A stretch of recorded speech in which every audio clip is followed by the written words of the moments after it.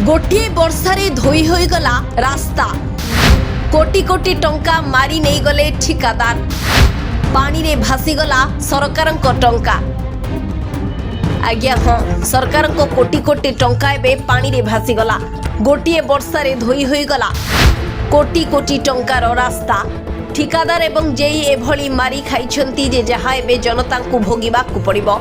मुख्यमंत्री आखिरे आंगुली गेंजी ठिकादार एवं जेई सरकार टंका पोछि नहीं गले एपटे जनता पाइबे दुख सेपटे मालेमाल हेबे ठिकादार एवं जेई ना बीजेपी सरकार देखुछि ना आम विधायक नजर पकाउछंती जिलारू सरकारी टंका सबु पोछि नेउछंती ठिकादार आ जेई।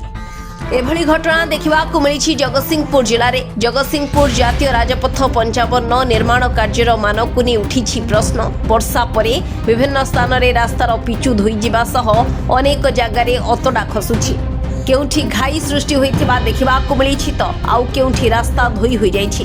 रास्तार क्वालिटी एते निम्नमानर होइछि जे जहा ई दृश्यरु ही सबु किछि बयान करि देउछि।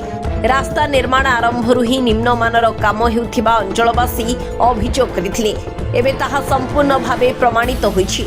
मन चकली गुरु आम घर 1318 नंबर वार्ड बेला पोखरी पौर परिषद लोक मैंने देखो आम को अवस्था अच्छे पानी घरे जा पानी पशुची सरकार एपर्यंत किसी बुझिले नहीं ये जो कंट्राक्ट काम करुँच से जो कम करमको हंतसंत कर मारुची सब पानी बुड़े पानी कुआड़ को जीवा तार कौन व्यवस्था करना आम रास्ता या दिन ठार पाखे अभियोग कर कौन अभियोग आमर शुणी कर्णपात करना गुरु कौन है अवस्था जो बाट फाट जाऊँ से सब पानी आठिए पानी आसो नहीं जाइए घर को आमती सब कम हो सब धोई जाकि सब बिल पशिले आम आसपारनु जापारनु एमती असुविधा सब कौन अधिकारी मैंने आसी किसी देखिले देखिले कई आसुना जहाँ कहला खरा दिन आम कहले कम आरंभ आम कही आस हाँ आम करदेबू हाँ आम करदेबू कितु आउ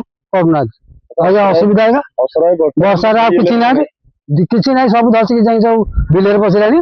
स्कूल पिलांक ठारू आरंभ करी रोगी पर्यंत ए रास्ता दे प्रतिदिन जीवा आसिबा करूछंती। आपण थरी चिंता करंतु ए रास्ता दे एम्बुलेंस केमिति जीव शेषरे जनता को ही कष्ट भोगिबा को पड़िबो। तेबे तुरंत रास्तार मरामती सह घटनार निरपेक्ष तदंत करी दोषींक विरोध रे उचित पदक्षेप नेबाकू दाबी करिसंती अंचलवासी। Bureau report Bhargavi digital.